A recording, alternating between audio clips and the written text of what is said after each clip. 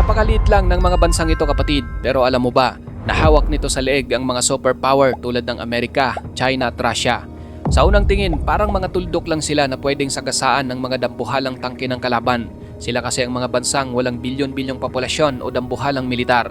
Ngunit ang mga maliliit na islang ito, ang literal na may hawak ng remote control sa ekonomiya at teknolohiya ng buong mundo.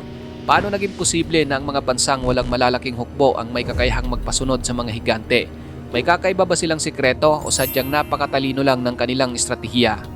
Ang unang bansa na may ganitong kakaibang kapangyarihan ay ang Taiwan. Kung titignan mo sa mapa, ang Taiwan ay isang maliit na isla na katabi lang ng dambuhalang China.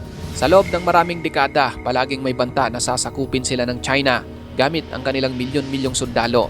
Pero bakit hanggang ngayon ay hindi ito magawa-gawa ng China? At bakit handang makipagyera ang Amerika para lang protektahan ang maliit na islang ito? Ang sagot ay nakatago sa isang bagay na malamang na hawak mo ngayon, ang microchip. Ang Taiwan mga kapatid sa pamamagitan ng kumpanyang TSMC ay may kontrol sa mahigit 70% ng global pure foundry market share at gumagawa ng mahigit 90% ng pinaka-advanced na microchip sa buong mundo. Ang mga microchips na ito ang nagsisilbing utak sa lahat ng modernong teknolohiya mula sa iyong smartphone, laptop, medical equipment sa mga ospital, AI technology hanggang sa mga pinaka-advanced na missile at fighter jets ng Amerika at China.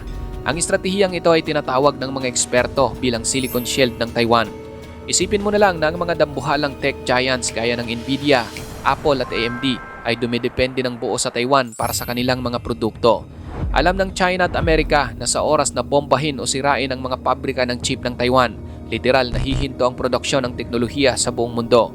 Guguho ang global stock market, hihinto ang mga pabrika ng sasakyan at cellphone sa China at mawawalan ng utak ang mga makabagong armas ng Amerika. Sa madaling salita, naging untouchable ang Taiwan dahil ginawa nilang dependent sa kanilang buong mundo. Ang kanilang teknolohiya ay mas matindi pa sa kahit anong nuclear weapon. Ngayon, lumipad naman tayo pabalik dito sa Southeast Asia upang silipin ang isa pang maliit na higante, ang Singapore. Ang Singapore ay isang napakaliit na city-state. Sa katunayan, ang kabuang sukat ng kanilang lupa ay mas maliit pa sa pinagsamang sukat ng Metro Manila at Cavite. Wala silang sariling bukid, walang minahan ng ginto, at walang kahit sariling sapat na supply ng tubig. Pero paano sila naging isa sa pinakamayaman at pinakamakapangyarihang bansa sa ekonomiya? Ang sikreto nila ay ang heograpiya at choke point. Ang Singapore ay matatagpuan sa dulo ng Malacca Strait, ang pinakamahalagang daanan ng mga barko sa buong mundo. Halos 25% hanggang 30% ng kabuang kalakalan sa mundo ay dumadaan sa makitid na katubigang ito na binabantayan ng Singapore. Higit sa lahat, mahigit 15 hanggang 17 milyong barilis ng langis at 40% ng liquefied natural gas na patungo sa China, Japan at South Korea ay kailangang dumaan sa maliit na pintuang ito. Ginawa ng Singapore ang kanilang sarili bilang pinakamalaking transshipment hub o daungan ng mga barko sa rehiyon. Kaya kapag hinarang o nagkaroon ng gulo sa Singapore, mapuputol ang supply ng langis ng China at hihinto ang ekonomiya ng mga dambuhalang bansa sa silangang Asya sa loob lang ng ilang araw.